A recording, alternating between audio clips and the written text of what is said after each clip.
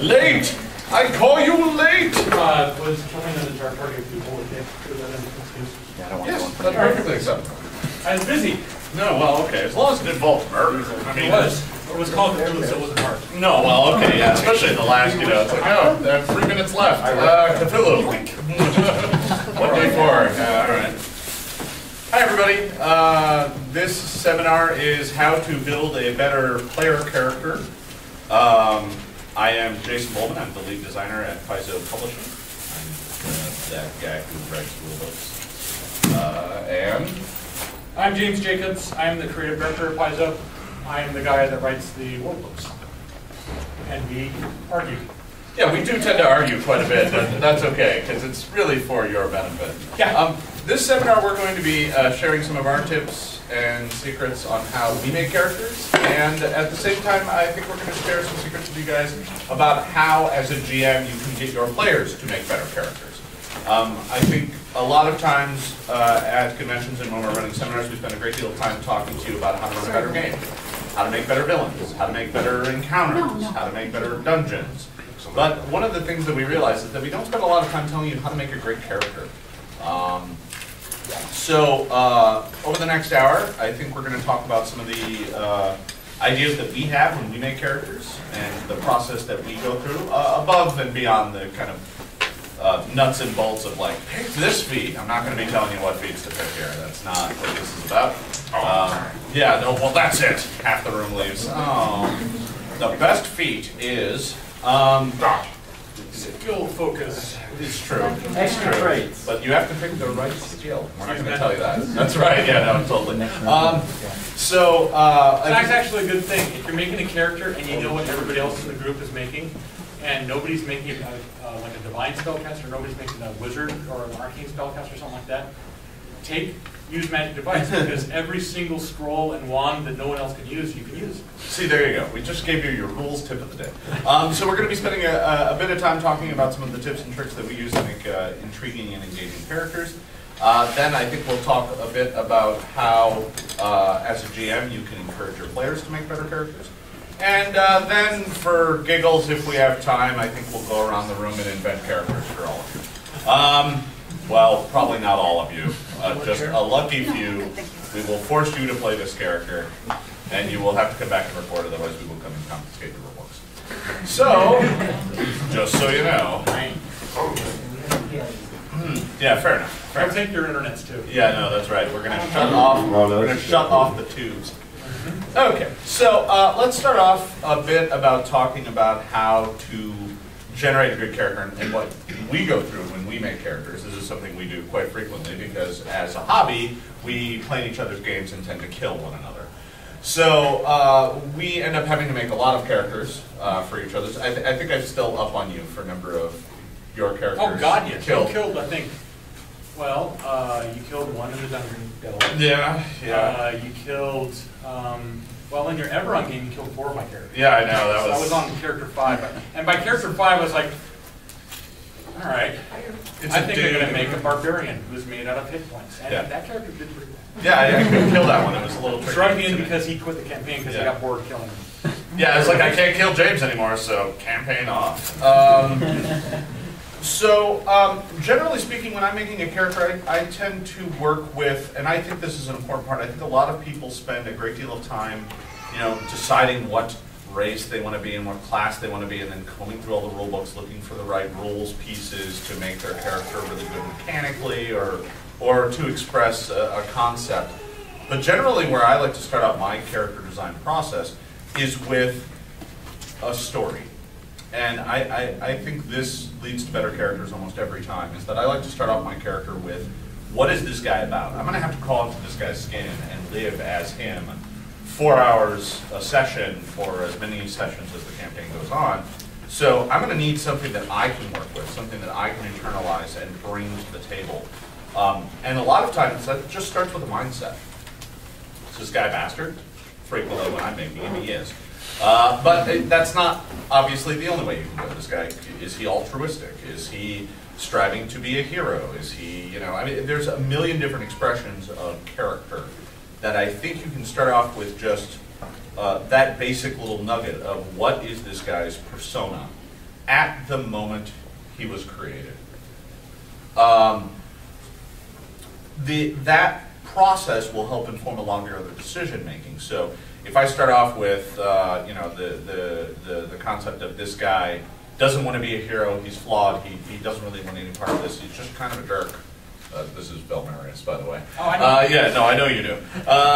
It starts off with this guy doesn't even want anything to do with this, and that's where he starts. That's where I enter the story. But it's more than just that. It's taking that first piece of nugget and then stretching it out into what led him to that point. How did he get there?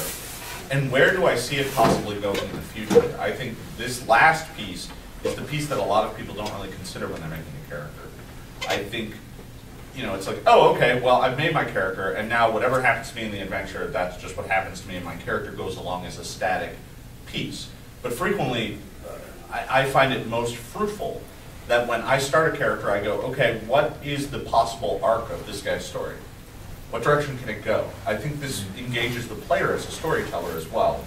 And understanding what direction that can go and how that can develop over time is what leads you to have a more rich engagement, not only with the GM and his story, but with the other players as well.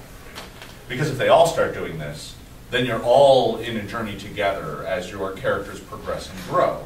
Belmarius, for example, as I mentioned, and let me tell you about my character. No, I'm not going to do that. But at least for this example, he starts off as this, you know, uncaring, self-centered jerk. He doesn't care about any of that, and it came from his upbringing and what happened to him when he was young, and when he discovered that he was an infernal sorcerer. He learned that he was not, you know, he's kind of embraced his diabolical nature. But at the start, I set out with, well, this really has one of two ways it can go. He can redeem himself. He can find a way to live with that and bring something good out of it. Or he can go down a darker path. And understanding that those two options sit before him at the beginning allows me to, as I experience the game and as I play through the character, to understand what the events that are happening around me, how do they shape this character as he progresses, and not just mechanically, but as he progresses as an individual, and how that manifests in the game. I don't know, what do you generally do when you start a character? So when I build characters, to a certain extent it's similar to what Jason does, but I actually tend to look at the rules much earlier, which is kind of a weird kind of flip-flop with our roles at Paizo. Yeah. Where Jason's all about rules and I'm all about the story. It's kind of interesting. Yeah, that is kind of interesting. It's interesting. Perhaps we are into the part of the game that we're not always working on. Right? Yeah, well, that is actually a very valid point. But what I do is I'll usually have in my mind there's something in the game. It's like, oh, that prestige class is I'm the guy at Paizo who likes prestige classes. That prestige class, or that feat, or that class, or this set of spells, that thing looks really interesting. I've always wanted to do that. And then I will basically build a character with the goal that I will eventually, you know, be able to cast Simulacrum all the time. Or one of the characters I played the most in Jason Nelson's game, and I'm now playing in Eric Moon's game, is this character Shenson.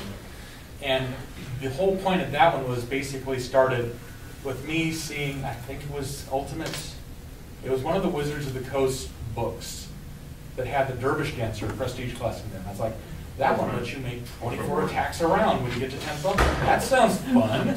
I want to do that. So I built this character that was basically going to, at 17th level, finally get this ability to make all these insane number of attacks per round. And at that point, I rolled up the stats and all that stuff, but at that point, I knew what I wanted to do, and then I get to the story. I want to have a character that has something at the start to do. And whereas Jason's method, which is actually a really great method of building your character with a flaw or a goal, a story goal to achieve that could go one of two directions depending upon how the game experience plays. My preference is to build a character, write a background, usually a couple of pages, and build into that background some sort of significant event that the GM can then turn into an adventure, whether or not they want to. And for Shenson, I came up with the idea that her mother was abducted and actually turned to stone by the bad guys, whoever they were. And the statue of her mother was taken away by the bad guys and put on display in a museum or somewhere. So her goal is to basically, and then she, I think, like, fell, like, put into stasis or something like that. I don't know. But her goal is basically to find the statue of her mother and save her. And so one of the things I did, as soon as I got enough money, that character bought a dose of stone salve, which is kind of it's an okay item, but the only reason I bought it, it's not great. I mean, it's like 5,000 gold pieces. It's pretty pricey for a one-use item. But the reason I bought it was because you could use it to do stone to flesh, or stone skin, which I guess I could have used. But I was like, when I find Mom, I'm going to use this to save her. And so that's kind of a case where the story's background kind of, makes you make, I guess, suboptimal choices for what kind of gear you're going to get, and it just also gives the GM a really cool little hook to, like, keep you going or to add into an adventure. Yeah. Yeah, well, I think what's interesting is that most characters are a blend of both of these techniques. You can approach it from a mechanical sense, you can approach it from a story sense. Ultimately, you're going to have to resolve both of those and how they express the character. The flip side is, of course, I've certainly built characters where I'm like, oh, I really want to play with X. I'm not there yet, but that's what I want to play, so I'm going to start with this and this and this. And then the character built after that. Gar is the example of that character. I really wanted him to be an Eldritch Knight. And I started off with, okay, well, he's a fighter right now, and then I'll start picking up some levels of wizard, and then I'll pick up some more levels of fighter. And he started off as a pure mechanical expression that then developed into a more rich and robust character. This process of the kind of synthesis, I mean, this is really why we play, right? I mean, if we just wanted to tell stories, we would just sit around and tell stories about dudes doing stuff, right? We wouldn't bother with rules at all. And if we just wanted to play rules, we'd probably just go play a board game, right? So, I mean, role-playing games in their very nature are a synthesis of these two. I think having a more deliberative approach about how these two things are going to interact and express themselves in play is very important. You touched on something very important that I want to emphasize, and that's the concept of a flaw. I think every character should have a flaw. I think a lot of people go, well, I want my character to be awesome and never have anything wrong with him. That's terrible. That's terrible. Don't do that. I mean, I understand why you would want to do that, but seriously, you will have 10 times more fun if your character is deathly afraid of spiders. It doesn't need any rules about it, but the moment a spider encounter shows up and the fighter's like, I'm out! And he goes running out of the room and the wizard's like, but now I'm in front. This is crap. Get back here. And there doesn't need to be mechanics behind it. There doesn't need to be, there can be. Certainly in some cases there certainly are. But having a flaw, and it doesn't have to be a phobia, sometimes it can just be a character flaw. Like, my character, whenever he gets money and is in town, is a drunk. So what does he do? He goes and spends all of his money on booze, whatever he's got left, all of his pocket change disappears after he spends items, and he's penniless by the time the next adventure starts, and the rest of the group has to go find him in a gutter. Right? I mean, that in and of itself gives the GM ways that in the future he can play with you more directly, other than just writing a story that you have to interact with. I think in the end, when the other players and when the GM starts being able to anticipate what your character is going to do when you're not even there, based on some flaw or some trait, I think that's when you're really in the money, right? And flaws give GMs ways to directly interact with your character that they are incentivized to do because it's devious. And giving your GM reasons to do that is, while it might seem like a bad thing, in the end they're not going to, it's like, oh, you're afraid of spiders. You're not, the GM is not going to throw spiders at you in every encounter, because that's, I mean, and there comes a point where it's just like, well, I've faced so many spiders, now I'm over it, so, it's like, don't abuse it. Some GMs might. I wouldn't know any of those people. But the point is, if you get drunk and wake up in a gutter every morning, eventually you're going to get pickpocketed. And then the GM's going to write an entire adventure where you and the rest of the party is trying to recover some valuable MacGuffin that you had on you when you got drunk and passed out in the gutter. And now he's got a seed for an adventure, and your character will spend the entire thing apologizing to the rest of the party. That's a lot of fun. It's not necessarily disadvantageous. It's an adventure. It's something that was, you know, that is a better outcome than the GM just retconning in that somebody broke into your room and stole something, right? Which just feels like a cop-out. Saying like, George, the smith down the way, had his pocket picked. Go save George's MacGuffin. Yeah. Nobody cares about George because you're too high level to care about mundane. Yeah, but it's something of yours. Yeah, then it's on. Then it's go time. Yeah. So building a flaw into your character, I think, is really important. I think sitting down and developing a character's story, almost like a timeline, is a valuable tool to understand how and where he was before the adventure started. I think a character is most entertaining when you fully understand where he's been and what he's about, other than just what happened on the last adventure. I think that gives you tools so that when, you know, one of the players wants to do a bunch of item crafting, and it's like, well, we got to sit here for 8 days. What's everybody do? Far too frequently, I see people go, well, I'm a fighter, so I guess I sit in the inn until he's done. Whereas, you know, if you're a fighter who has real troubles with a young kid brother who's constantly running in with the law and is a pickpocket and is in jail, your fighter can go and spend time trying to work problems out with him. It doesn't have to be an adventure, but at least you've got an expression that you can have at the table that's like, well, I have something to do other than just sit in the inn while the wizard crafts around. So yeah, I think those sorts of tools are valuable. It all becomes kind of a toolkit. I think GMs have their own toolkits. I think players need to have their own toolkits too for their character, of understanding what it is that their character, what drives, what motivates them, why are they doing this? You know, I think when you start a character, it's very important to be able to answer a lot of key questions, but I think this kind of gets into the GM side of it. But at least from your own self-motivation, you need to be able to answer, you know, who is this person? And not just in a kind of, you know, oh, he's an elf fighter. I mean, who is he? You know, is he brave? Is he noble? Those sorts of things. How did he get here? What motivates him to do this? I mean, really, in most fantasy settings, 98% of the people are farmers and merchants and other people who do very safe things inside the walls of cities, are surrounded by guards, protected by society, and your individual has decided to be a madman who picks up weapons, straps things to him, goes into incredibly deadly places with unholy terrors, often from other planes of existence, to meet them and deal death to them so that he can take their stuff. He might have a more altruistic goal than that, but ultimately he is there to murder them and take whatever baubles they're sitting on. Why in all of the deities' names has he decided that that's a good idea? What is, in some cases, what's driven him to that? Because it's not always like, well, he's just greedy and wants to go get money. Sometimes he just doesn't have any other options. It's like, well, I'm a crap farmer, I'm no good as a merchant, I might as well go kill stuff for money.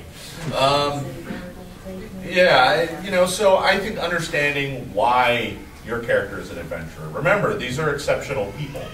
You're not the dirt farmer, you're not the cloth merchant. You are someone special and exceptional. One thing that you can do really to get a lot of ideas, of course, is just to read a lot. And that goes for like reading a lot of fantasy novels or just any kind of novels. We'll come up with cool character ideas. Read adventures and game supplements and all that. That'll give you ideas for all that. Watch fantasy shows. Just immerse yourself in the genre of the game that you're playing in. And it'll give you a lot of ideas of what kind of things really work well together. There's a great bit about the heroic journey. You know, I'm sure many of you are familiar with that, the character's journey. But that's not the only direction you can go, and a lot of that requires the GM. So that's kind of the GM side of things. But just understanding how a character's story progresses is very valuable. And I actually think reading source material for whatever campaign you're playing in. If it's a homebrew, this is obviously harder. But if it's, you know, if you're running in Galarian, reading, you know, books about, you know, various nations in Galarian, probably, maybe not the nation that you're playing in because you don't want to spoil things, but reading something about a different nation where you can make a character who's from there, that gives you a lot of rich detail that the GM can interact with without even having to talk to you. Yeah. That's very valuable. The Player's Companion line is a great place to go for it. There's those, which is the spoiler category. Yeah. And you can read any of those and be relatively assured that you're not going to learn anything that you shouldn't know. So at the start of this, you mentioned also a possibility of just how GMs can engage players, which is really cool. One thing that I've always done in games that I've run is use a system that basically tricks players into building their characters. I've tried before doing things like, and I know you've done similar things, where it's like, if you give me a 750-word character history, you start the game with a hero point, or you start the game with 10 XP. You start the game with extra boons or something. 10 XP. 10 XP! 100 XP. I don't killed a rat! So you with a friend. Do that. Just and then things like bring in miniatures or do this type of thing, and you can gain bonuses for items. One thing that I started doing a lot was I started doing these traits, where it's basically here's a bunch of things that your characters can pick as bonuses to your character. Like you might get a +1 bonus to your stealth check, or a +1 bonus on critical hit confirmations, or something, a really minor little bonus that you can get for your character. And along with that, it says something, you are the son of a butcher, and you grew up with your dad telling you how to chop meat and prepare foods and to gut animals and all this stuff. And as a result, you kind of know the best places to stick someone to make them hurt. And as a result of that, you get a +2 on critical hit confirmation rolls. And you can really tailor these things specifically for the campaigns that you know you're going to run. And that's kind of what the trait system is that we've introduced with Pathfinder, mostly with the campaign traits in Adventure Pass, or in the Advanced Player's Guide has the more robust rules for all of this. And in doing this, now certainly there are a few traits in there that gives a bonus to initiative, hell yeah! So there are certain traits that people are going to number crunch to take. But even if they always do that, that comes with something that, like, I forget exactly what the initiative one does, but it's like you grew up on the streets of the city, and as a result, you always are on the lookout for danger because somebody could be trying to pick your pocket at any second. You get a +1 on your initiative. That gives you, as a player, first of all, a little bit of history for your character. But as a GM, it also gives you something. You can look at that character and say, oh, he grew up on the streets. I want to run an adventure where there's an evil snake cult has invaded the place. So you can start the adventure by saying, if you were growing up on the streets, Bill Marius, you remember stories about the snake cult, and that's blah, blah, blah. You can get people into the adventure by appealing to them that way. It gives the GM a little bit of a hook into your character. Yeah, I've played around with systems like that in the past. I also love to do character surveys at the beginning. And I'll usually tie these in. I think this is a very valuable tool for GMs when they want their players to give them certain pieces of information. I've played the trick of give me a character history and I'll give you some boon. Those tend to be a little hit or miss because one guy will give me 8 pages that details every one of his family members and where he grew up, and the next guy will give me something that's just a little bit about, what his character likes to eat, which is handy because I know what to poison, but it's not. So the character survey is a more targeted way to get those pieces of information. So let's just say I'm starting an adventure where the characters are all from a small little town that's attacked by a dragon and burned to the ground, and that's how they come together because they're the only survivors. That's the opening of the campaign. So if I were to do a character survey, the first question I might ask them is, who is your favorite family member who just burned to death? And, why will you miss them? Questions like that kind of provide an insight into how the character thinks and how they function. It's more than just give me a piece of information. Oftentimes you can start to engage what's the character's emotions, it's like, what prized possession did you find in the ashes of your home, and why does it mean so much to you? Questions like that they go beyond just kind of, give me a fact. What's the name of your uncle is not as engaging of a question as, what's the name of your uncle and why are you glad he's dead? So, I mean, that may not be the question you want to ask the entire group because it gets a little weird that they all have an uncle they want dead, but, The infernal convocation of uncles. Yeah, it's like the uncles were behind it. So I mean, you might want to tailor these or mix them up, or throw different questions to different players. That's always valuable. You can have a bunch of baseline ones, but then you can have a couple that are just tailored to each concept. And I think that those sorts of questions will give you pieces of information that allow you and force the player, indeed, to kind of start looking at their character beyond just a collection of numbers on a piece of paper.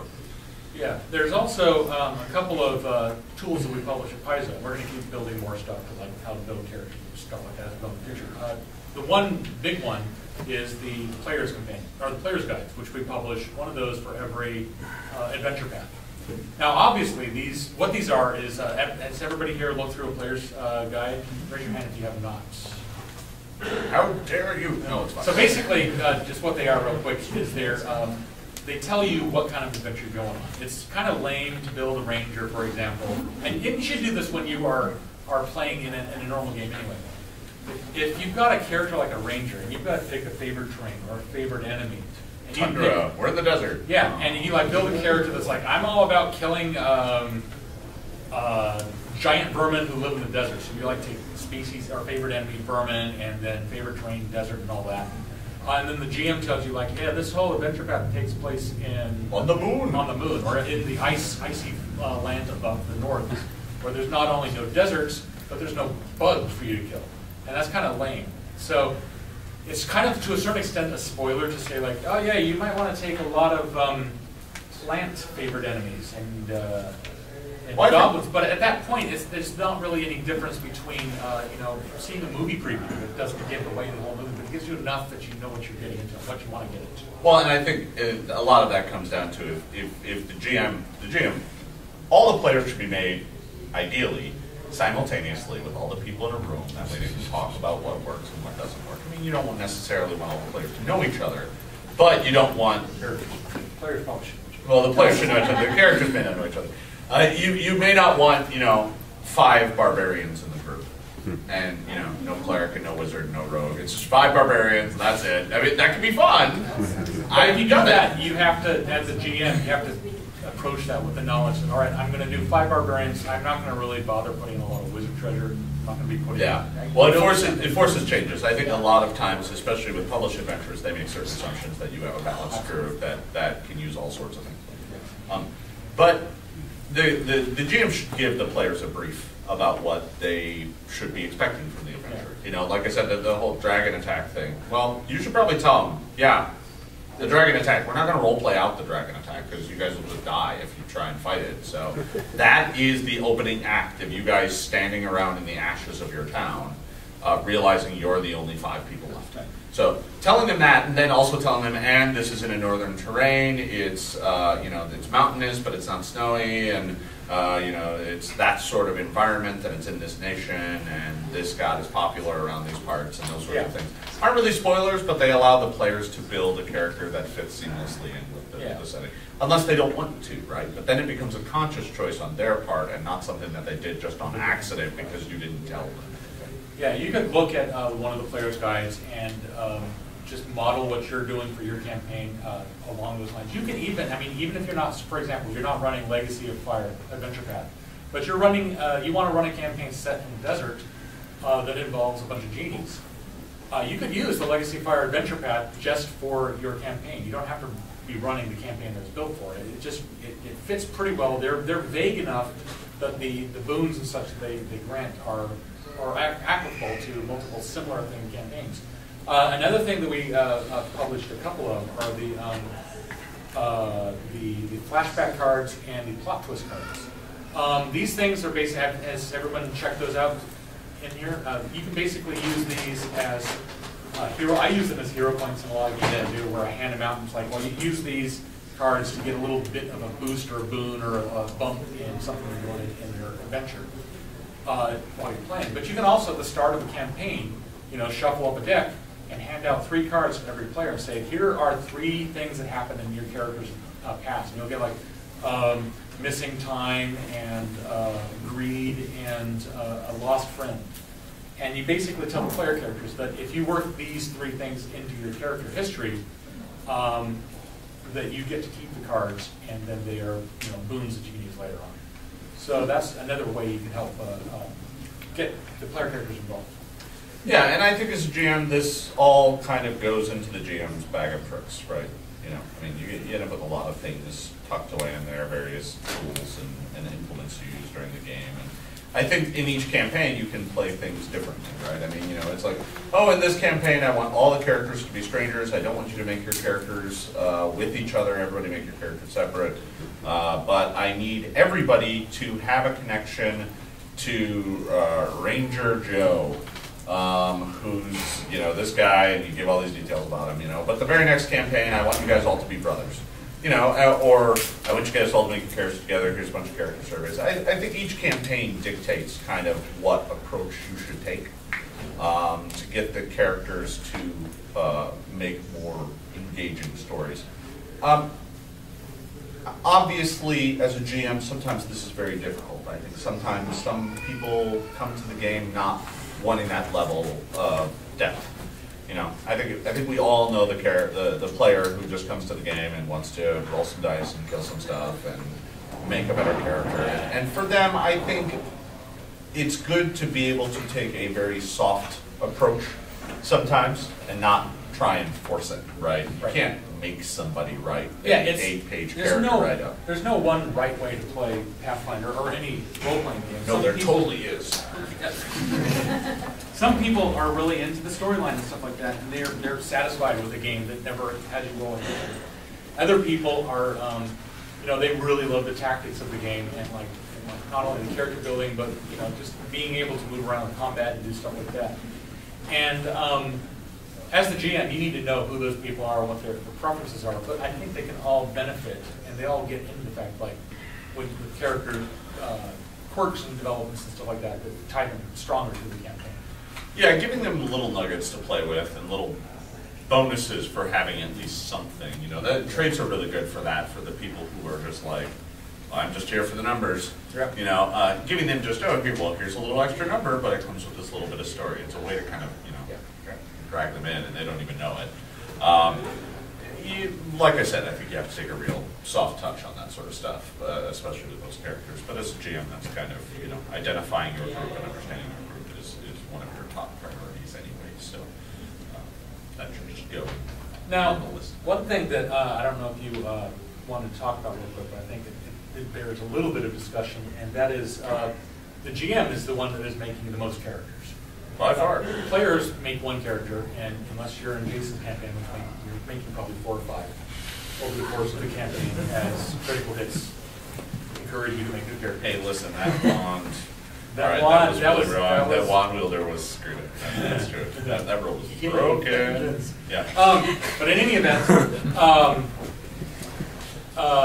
when a GM is making a bunch of NPCs, you're making non-player characters, it's one thing to basically build, and this is something that I tell the developers of Paizo, that develop adventures, I tell them. If you're building a wizard, and this is going to be a wizard that the player characters are going to fight, first of all, he's probably only going to be on screen 3 or 4 or 5 rounds, so he's not going to be somebody that if you want to build up a lot of story, you need to be comfortable with the fact that you might never get any of that story out. Doesn't mean you shouldn't do it.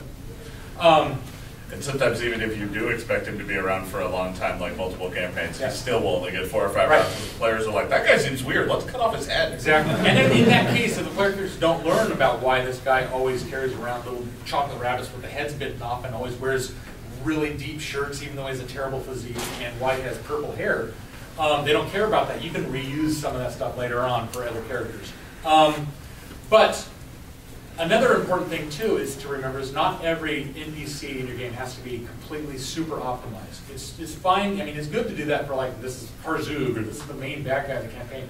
Make him as badass as you can. That makes that fight good. But if you're getting up to a point where it's like, this is just some dude along the way, it's sometimes fine. It's good to give them, like, weird feat choices. Like, go ahead and give him skill, focus, alertness, because he's always drinking coffee, and he's really jittery, and he's always like looking around and paranoid. Or build into their tactics just suboptimal choices. I mean, the goblins in Burnt Offerings are a good choice. Every round that you're fighting goblins, there's a pretty much equal chance that they're going to try to run up and stab you, or they might laugh at something one of their goblin friends did, or get distracted by the plate full of fish or something like that. There's another character in delicious. There's a character from Souls for Smuggler Shiv, and there's a scene in that one. There's a little bit of spoilers going to be happening here, but we're all in the hope for examples. There's a bunch of cannibals on the island, and they're led by a dude who is just a crazy maniac. And your characters are probably second level. They could bumble into here at first level. But there's a bunch of these cannibals, and this guy's like a third or fourth level ranger, barbarian. He's badass. He can take out an entire party on his own. And I kind of knew this going into the encounter. Like, this guy's a little tough. So I basically made him a crazy guy, because he's a cannibal. I mean, that's not normal, I hope, right? Most cannibals I know are saying. Okay. This guy, basically what he does is he comes into the battle, the first round of combat, he's like, and he spends the whole round just laughing and just kind of gloating over things. Eating bath salts. And, yeah, bath salts. And just kind of shrieking and all that. Yeah, exactly. Just curious. And so the first round of combat, he takes no action. The player characters get around to like shoot him with arrows, and he's got like 40 hit points, so that'll bring him, they're like, oh, he's still alive, and then he'll start punching people up. If he drops a character, it's got, I believe, written into his tactics. The next round, he just stands over the character, wipes his hand around in the blood, and just rubs it on his face. And so that's another round that he's not really doing anything. He's taking suboptimal actions. And every time I've run this encounter, I've done it. I ran it for PaizoCon a couple of years ago. I ran it for playtest. Every time I've done it, that actually makes the guy, even though he's attacking less often, it makes him more frightening to the party, because it's like, this guy, it's not that he's doing a lot of damage to us, it's that this guy's just crazy. Well, and I think that gets to something really interesting when it does come to NPCs and time for you to make NPCs. I think a lot of the same tricks and stuff that you pull for PCs you use for making NPCs, but you do them in a much smaller scale. Yeah. So this guy has one shtick. His shtick is he is the crazy cannibal dude. So he does crazy things in combat that express that he is crazy cannibal. If you have arrogant wizard that gloats at you whenever he hits you with a spell that you fail and you sit there writhing in pain, and he spends the next round just laughing and pointing and taking a picture on his cell phone. Wizards have cell phones, right? Anyway, it's not important. Yeah, okay. Those sorts of things, I think, when it's like, oh, this is the guy we're going to fight, he maybe needs one character quirk that can express itself, and sometimes not even that. If he's not the main bad guy in the fight, if it's the cannibal and his bunch of barbarian buddies, well, the barbarian buddies don't need quirks. They're just the screaming barbarian buddies, while this guy's doing sick, disgusting stuff, right? Laughing and rubbing blood all over something. The flip side, though, is also true. If a guy's going to be around for 4 sessions and is an ally that turns into a villain, yeah, you probably need a lot more detail and depth on him about what makes him tick and how you can call into this game. And another thing, too, this is, I think, more important when you're writing an adventure for publication and you don't know what kind of group is going to be interacting with it. But also when you're making your own games, you never know who's going to fail to save against Charm Person. So if you've got like this encounter stuff, there's a bunch of bandits on the road, they're going to just jump out and attack the party. And when the player characters cast Charm Person on the dude, all of a sudden you need a name. Yeah, not only does he need a name, you need to know who his brother is. Yeah, you need to know a bunch of that stuff. And one thing that Jason Nelson, who's I've been written a bunch of rules and adventure guides, he's one of my favorites actually. One thing that he does is he keeps basically this piece of just normal paper, and he's got it just filled completely with just names. And whenever he uses a name, he needs a name. It's like, oh, this is Toric. He charmed Toric the guard, and Toric is going to be your little buddy for the rest of the game. And he'll cross it off, and then at the end of the session, he'll like write in a few more names to reseed the population. But there's things like that you can keep handy so that you can keep your characters and the player characters like, oh, this changed really great. No, you just screw it. Yeah. So I think we've covered all the kind of basics that we wanted to cover. Yeah. Yeah. So I think we'll open it up to questions, and maybe if we don't have too many questions, we'll just start making people's characters. Anybody got any questions? Yeah, over here. How do you usually deal with the, and I know probably every gaming group at one time or another has had this type of person, the player that they say is a really great concept, but their concept does not fit within the party dynamic simply because they make it so, you know, what they call fun, but really causes, but really more antagonistic to NPCs and the party members. So this would be something like in Skull and Shackles, where you're playing pirates, and there's one person that just wants to play paladin. Right. Or the flip side is, you know, you're playing just any old game, and you've got the one character who's Playing a paladin. Well, he's constantly pocketing things that they find, and the rest of the group's like, I don't get any money, and they're like, I'm on my palanquin. It's like, oh, where'd the rogue get all that money? Really, you have to know your players, and the players have to know you, and the players have to know each other. If you've been gaming with the same group often, and you trust all the other player characters and all that, that can work. I mean, in the game that I'm running right now with Jason's character, Belmarius is kind of a shady guy that the other player characters are kind of... That's putting it lightly. The other player characters are kind of afraid of. I mean, they're building... I don't know if thank God for that ring of non-detection. But they have built their characters not only to endure the Gary Gygax horror that I inflict upon them with Necropolis or Caves of Chaos or Keeping Borderlands or whatever. They've been making choices to protect themselves from Belmarius. Of course they are, because I have Dominate Person. Yeah, well, we've been talking about getting Dominate Person for the entire campaign. I'm like, yeah, whatever you want. Yeah, everybody in this talk big. In 3 weeks you're going to be the undying thrall. So that type of thing kind of works together, but it can easily get out of hand. Well, and what I think this comes down to, what I think is really important here, is that the player who is playing that character, they're the one you need to interact with, and they're the one that, as a GM, you need to be like, listen, I'm okay with you having this as a concept, but you need to find a way to make this work. You need to find a way within this character's story and within this character's persona why he would work with these people and why he wouldn't cause them so much grief that they will make him leave. So in Belmarius' case, he's come to realize that he is frail and needs people to stand in front of him, basically. I mean, he doesn't treat them like that, but he understands on a level that, you know, he cannot take on the world by himself, and to further his own personal goals, he's willing to put up with their shenanigans, well, what he considers their shenanigans. It's really just them being them, but to him it's crap, how dare they? But he might get surrounded by giant scorpions. Yeah, exactly.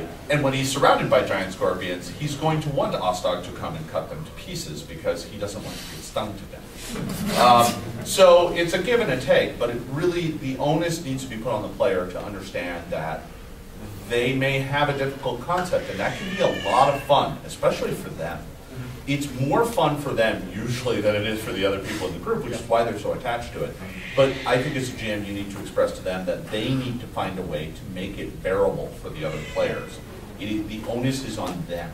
They need to be also made aware of the fact that if it gets too annoying, you as the GM will ask them to basically retire the character or make something else. They have to be... Or you will retire their character for them. Oh, a rock fell on you from space. It's really, the game is supposed to be fun for all the players and the GM. Everybody is there not to fight each other or whatever. You're supposed to all have fun together. If one person's notion of fun is not making anyone else have fun, and they just cling to that, they continue doing this, and you'll know these people after you game with them for a while. You just, I mean, it sucks, but you kick them out of the group.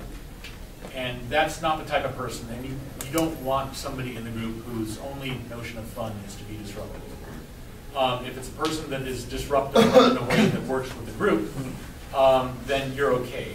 And it really depends on the player. But if you get somebody that is obviously disruptive, that's often the only solution. Part of the reason why I brought it up was a friend of ours found a post on the boards that somebody wanted to make an oracle with the dual curse and take blindness and deafness. And they sort of like, that doesn't really work. Yeah, it's really, there's certain options in the game that's like, I don't want to, if you make a character that just can't help the group, and the group doesn't mind, that's fine. I mean, you can make a character, I'm going to play a rogue, but I'm not taking any trap stuff. I don't care about traps, and I'm terrible with traps. As long as the rest of the group understands that, and they're, you just need to communicate with everybody. So you don't, if it's obviously annoying to somebody, then it needs to probably be changed. In the back. I'd love to get your guys' thoughts from a player's perspective on how you navigate. You talk about putting all of this work into building hooks, building a character with flaws, with all these interesting things, but I mean, the GM can just as easily, if they're playing a certain kind of campaign, decide that the storyline is going in a particular direction and not use any of that, or, you know, further than not using it, simply take it in a direction where your character, you know, has no place or can't do anything or whatever. And I think that comes with an understanding. I think as a player you need to walk into the situation understanding that you will not be the focal point of the campaign, necessarily. There will be moments when you are. There will be moments when you aren't. And your character needs to stand on its own when the spotlight is not on him. And if you build your character in such a way that he's crippled because we're not playing with the fact that he's on a... A good example of this is, you know, whatever, any character, but like a paladin or a cavalier or a fighter or even a wizard, right, who's on this, I'm on a sworn blood quest to slay this evil lord, and that's the only thing that matters to me. Everything else is irrelevant. I won't do anything else. Yeah, if you make that character, you're going to be really disappointed real quick when the GM decides, all right, in this week's adventure, we're going to go fight some goblins. Are they the minions of this lord? No, then I won't do it. Well, then you're going to go and sit home. I need you to make another character, right? I think you really need to communicate with the GM, find out what the GM wants to do, find out what the other players, and it pays off if you make a character that fits in. Yeah. So I think that's part of it. I think at the same time you can build parts into your character of things that you want to see expressed over time, but you need to also understand that they may never come to the fore. And they can't be so defining that you're crippled if they don't. So it's a give and a take. I think sometimes if you work with the GM and you know your GM's going to play ball with you, you can bring those things to a more central spot. If not, you can kind of shift them still to the background and it can still be part of who you are, but it's not the defining piece of it. Right here. Evil aligned characters. Real quick. Okay, well, my question is... Before we get to the Sure. question, I want to ask something real quick. How many people here would be interested in a book that helps, or something that would give advice on playing evil characters? It always happens. Continue. So, I'm about 1 year into Pathfinder, had GM'd a lot in the past in D&D, but with the Second Darkness campaign, I picked that up. Some of the pre-gen characters have evil alignments. And trying to get a group together that's cohesive enough to understand, like you said, building the background so that you don't want to kill your party member when they're sleeping and take their loot. How do you get, what is your advice for people generating evil characters that can be in a cohesive unit in a party and still be the hero, quote unquote, to accomplish the goal? Yeah, I think the biggest question mark that always comes into play whenever you're dealing with evil characters in any stripe, even if it's just one evil character in a group of people who aren't evil. I mean, we don't know what that's like. I'm not evil, I'm still neutral. I just got that E in brackets. Evil tendencies. But I think it's understanding that, you know, you guys are going to have to work as a group. And if you make the, I mean, you know, I think we've all tried the experiment of, oh, well, we're going to play an evil game, and then one guy's like, well, I'm just a chaotic evil berserker, and while you're sleeping, I cut your head off and wear it like a hat. It's like, well, that's awesome. So after your character kills everyone and he leaves, we all make new characters, and that guy is not allowed in the group, and now we're going to try this again. I think it's all coming down to, once again, finding a reason for all of these characters to work together to their own benefit. And that doesn't mean there can't be double dealing and backstabbing, not literally, but well, sometimes literally, but usually at the climax of things. Not just like, hey, random, hey, it's Tuesday, let's go get soup. I think it comes down to, you need to, and this is the GM has a lot of responsibility in this, to going, here's why you guys are working together. So you're a bunch of evil dudes, great, you all work for an evil drow house, and you know, the matron of the house says, you guys have to work together, you're all blood relatives. I will allow no member of my house to bring harm to another member of my house.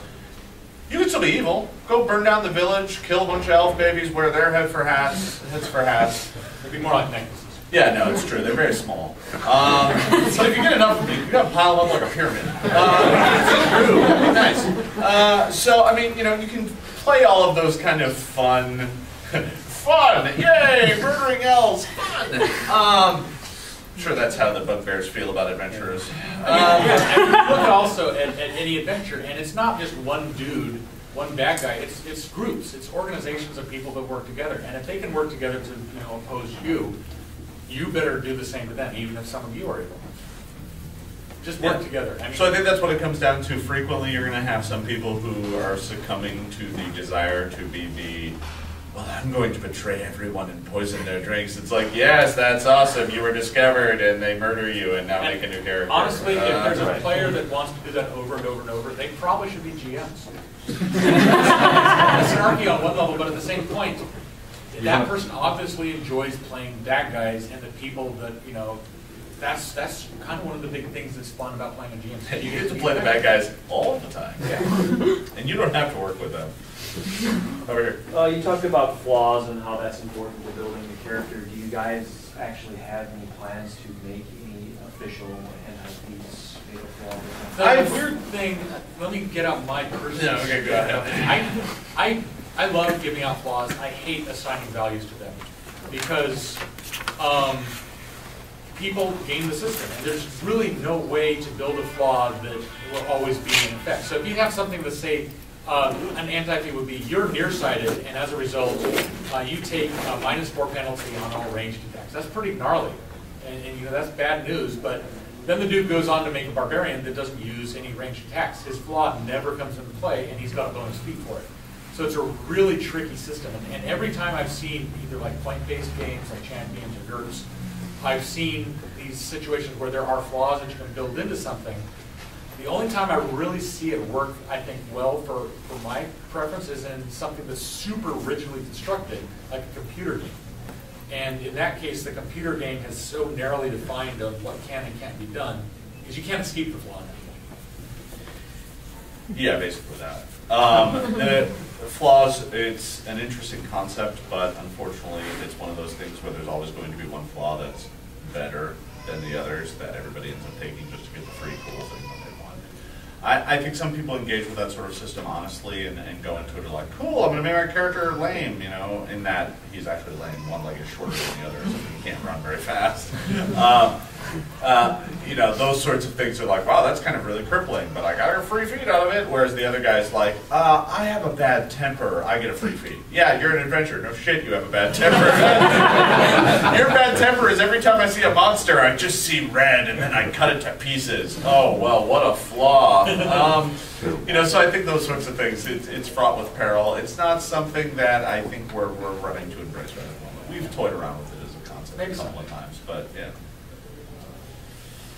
All right, we'll just take one more question. That's where we're running out of time.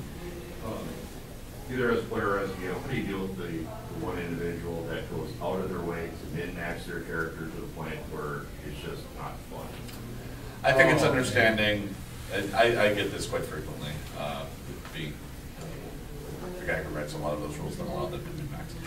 I think as a GM, you need to understand that they are looking for a very specific thing out of the game. And that very specific thing is to be very awesome.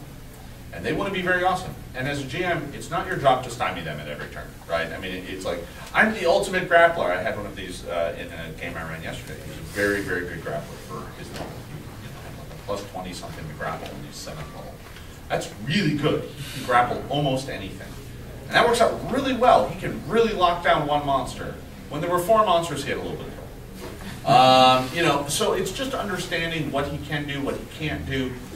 Grapple tends to be a very common route for this sort of character to take, just because it's like, I lock you down, you can't do anything. It can be very frustrating from the GM. It can be very frustrating from the other players to have that character be the one that just goes and mops up everything. It's like, oh, I'm the super whirling barbarian that does 100 points of damage on a charge every time I charge, and I charge every round. Well, I think as the GM, you want to let them do that sometimes, right? Absolutely. I think this comes down to the concept as the GM, one of the GM's primary job is to allow each character to have a moment to shine in each game. That's what he wants. You can let him have that. That's not a problem. I think it's also understanding that you want to make sure that the other characters are appropriately challenged. So if this guy's the charge monkey and every time he charges he deals 100 points of damage on a hit, and he only hits once and the next round he charges again, that's awesome and great until the next encounter occurs in this rocky cavern room where it's all difficult terrain and you can't charge. There's always right? ways. There's always ways to do it, but you don't want to overuse them. And in the end, it can, and I have seen this happen, especially once you get into higher level play, where it becomes truly a game imbalance problem, where the character really is so good at what they do that really almost all situations, it's like they can still do their thing, and it makes, you know, it's like, oh, my big bad guy at the end of the encounter, well, you whatevered him. And you do this every time, and every time it's like, well, they're stunned, dazed, staggered, lost 14 points of con, and they took 300 points of damage. All because of your one thing. And you can do this 8 times a day, and the moment you're done, you call for the group to rest, and they all do it, because they like getting all 3 stuff that bounces out of monsters when you do it. So as a GM, I've been playing too much Diablo 3 lately. As the GM, when if you're playing, one way to fight this is to play with the same people a lot and getting to know them. So you'll know what their preferences are, and you can do something like when you start a new campaign and say, okay, in this campaign, no barbarians, no charge, or, you know, you can adapt the rules, and that basically will challenge that player to like find something else. You've given them a chance to play that type of character. It doesn't have to be every campaign or something like that. Or you do the campaign where it's like, I want everyone to play clerics. Yeah. You know, that guy doesn't like clerics, but everybody's going to play clerics. It'll be fun. And another, like I remember in an alternative game I was playing one point, my character found a suit of powered armor. And the way that the powered armor rules in that game work is that once you put that on, you're at a quantum level more powerful than everybody else. And so anything that the GM would do to challenge me would TPK the rest of the party, but I'd be fine. Anything that he would just challenge them, I'd just wade in and fix things. And so there's a certain element of the game design can enable that. And that's something that we really try hard to avoid having happening. But we also want to sell lots of books. And so every book we build expands the options significantly. And it's something that I think we've been pretty good at. We've been pretty good, but clearly, I mean, you know, it's like once you start being able to pick, you know, this thing from this book, this thing from that book, this thing from that book, and this thing from that book, it's hard for us even to see that sometimes, like when it's like, oh, there's, you know, 2,000 feats out there. Well, if you take these 4, you can do something incredible.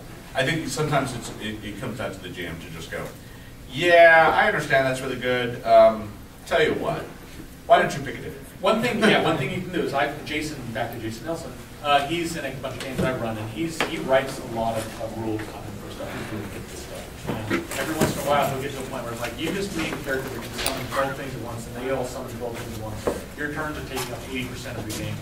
You've kind of won that combination. I'd like you to pick new feats and make a new character. He's actually really cool with that, and it actually makes him feel pretty good. It's like you've broken the game. It's like, yeah. And he goes on to do something different.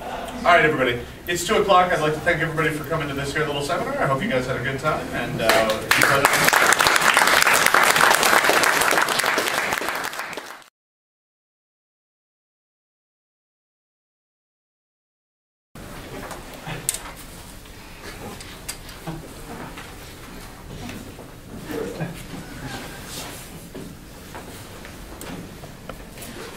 somebody from that last seminar needs a bath. That's all I'm going to say. No, I'm going to blame Wolf. Say he didn't take a bath. You were sitting in Wolf's chair. Yeah. Oh, God. Yeah, but then no one's going to show up for this seminar. I mean, seriously, you guys want to sit around and hang around and hear me talk for 8 hours? No. Come on. After 8 hours, I'll start drinking. And by hour 7, I'll just be under the table. I'll be like, hey, guys, I'm just going to close my eyes for a little bit. Don't worry, I'm still seminaring.